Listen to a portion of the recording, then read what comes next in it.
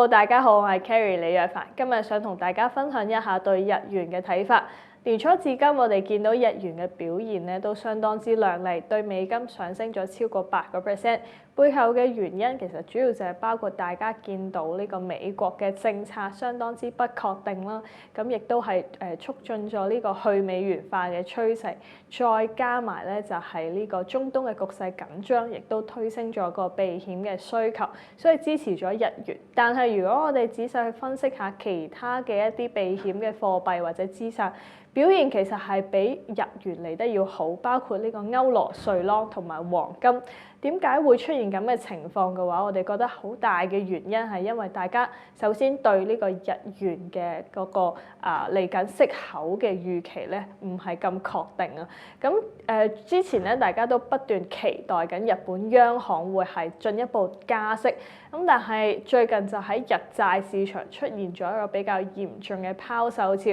大家覺得日本央行如果繼續縮減佢個買債規模，同時間咧日本政府又增加翻呢個日債嘅供應量，咁可能日債嘅呢個需求咧會越嚟越少。咁喺呢個情況底下，其實講緊30年期嘅日債收益率曾經都創咗歷史新高，超過3% 嘅水平。咁喺個日債收益率高企嘅時候，其實日本央行想要加息個難度咧就會比較大少少啦。咁最近日本央行嘅個會議啦，亦都係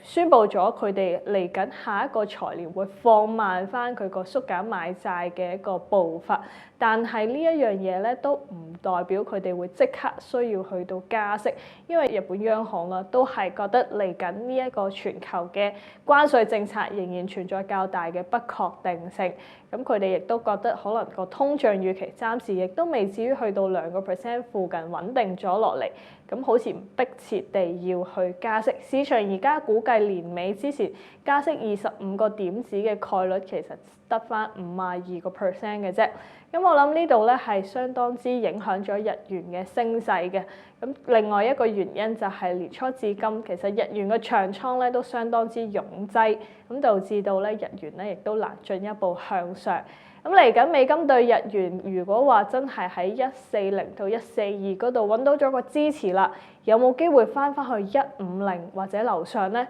咁我哋覺得個機會就唔太大嘅。首先第一個就係如果喺市場個情緒咁脆弱嘅情況底下，無論係中東局勢定還是嚟緊大家將個焦點擺翻去美國嘅一啲財政嘅不確定性，又或者係關稅政策不確定性上面咧，咁我諗避險嘅需求都會係支持到個日元。另外嘅話咧，就係當市場嘅焦點翻返去美國相關嘅風險上面，相信去美元化或者美元嘅一個跌勢咧，仍然係會持續嘅。咁第三樣嘢就係其實講緊日本嘅一個通脹都係相當之高嘅一個水平，其實佢哋要加息只係一個時間嘅問題嘅啫。咁總體嚟講嘅話，我哋覺得美金對日元可能會喺呢個146.3到147.2呢個區間咧，就有個阻力㗎啦。咁長遠去睇咧，其實我哋仍然係相信喺呢個全球前景充滿咗呢個不明朗因素啦，同埋日本央行遲早會加息啦，加埋呢個去美元化趨勢係唔會暫時停止嘅情況底下咧，講緊個美金對日元最終跌穿呢個140，甚至乎去到出年年尾邁向